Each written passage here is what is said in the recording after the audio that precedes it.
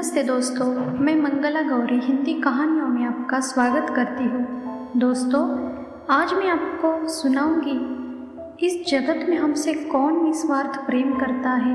ये कहानी, विश्वास है ये कहानी आपको ज़रूर पसंद आएगी। दोस्तों, स्वार्थ से भरी दुनिया में अगर कोई है जो हमारी सफलता और असफलताओं को हृदय से स्वीकार करते हैं तो वे सिर्फ हमारे माता पिता हैं। यह हम ही हैं जो उन्हें खुद से दूर करने का अपराध करते हैं। वे इतने महान हैं कि उन्हें इसका अफसोस भी नहीं है। बच्चे शरीर और मन से दूर रहने की पीड़ा को भी वे हंसकर सहन कर लेते हैं। और जब भी हमने इतना अंतर देने के बावजूद केवल हमारी ज़रूरतों के हिसाब से फिर से उनके पास जाने की कोशिश की है ना, तब भी उन्होंने उतने ही सम्मान और स्नेह के साथ पूछताछ करते हैं और हमेशा प्रेम ही देते हैं। सोच कर देखिए दोस्तों, कोई है और ऐसे दुनिया में एक ईश्वर को छोड़ के। इसलिए दोस्तों, प्यारे जन्मदाता माता पिता को कष्ट देने का पाप कभी मत करना। ईश्वर के श्राप से हमें इस ब्रह्मांड की कोई शक्ति न कोई पुण्य बचा पाएगा। ये कहानी ज़रूर आपके हृदय को द्रवित कर देगी। एक मेडिकल शॉप था। दवा लेने के लिए लोगों की भीड़ उमड़ पड़ी थी। मेडिकल वाला जल्द से जल्द सभी को सही दवा देकर भीड़ को कम कर रहा था। उसका असिस्टेंट भी अपने काम अच्छे से कर रहा था। उसी समय एक महिला सड़क के दूसरी ओर एक पेड़ के नीचे खड़ी होकर मेडिकल की तरफ देख रही थी। संभवतः वह मेडिकल में भीड़ कम होने का इंतज़ार कर रही थी। मेडिकल वाले का ध्यान उस पर गया। उसकी बेचैनी देखकर वह दौड़कर दादी के पास आया और सहायक से कुछ समय के लिए दुकान की देखभाल करने को कहा। दादी ने उसे देखा, वह प्रसन्न महसूस कर रही थी।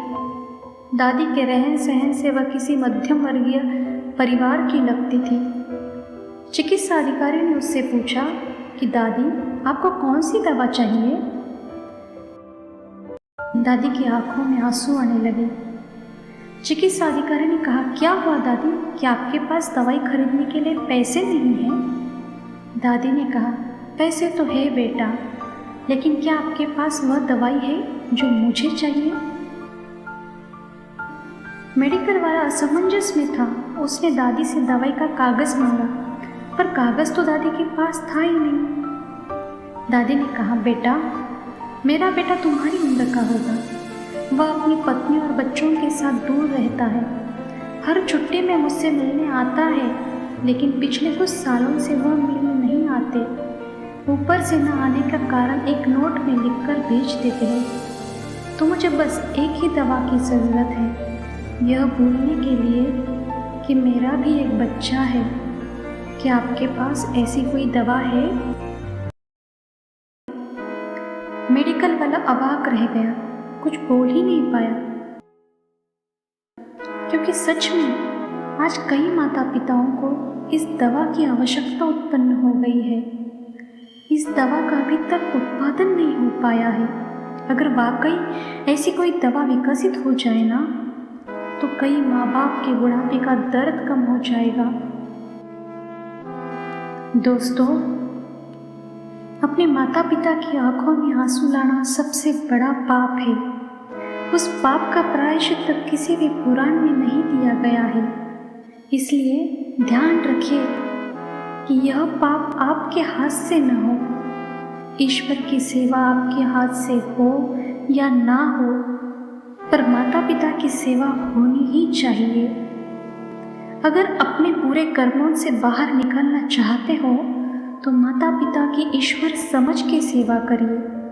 विश्वास रखिए, ईश्वर स्वयं आपके घर किसी न किसी रूप में चलकर जरूर आएंगे, आपकी हर मनोकामना पूर्ण करेंगे। आप माता पिता को ईश्वर समझ के उनके चरणों की सेवा करिए, आपका कल्याण ही कल्याण होगा। ये गीता के वचन है, कभी खाली नहीं जाएंगे। दोस्तों, यदि आपको हमारा चैनल पसंद आ रहा है तो कृपया लाइक, शेयर और सब्सक्राइब करिए और बेल आइकन का बटन दबाना मत भूलिए ताकि हमारे सारे वीडियोस के नोटिफिकेशन आप तक पहुंच सके। फिर मिलेंगे ऐसी अच्छी अच्छी कहानियों के साथ। तब तक के लिए धन्यवाद।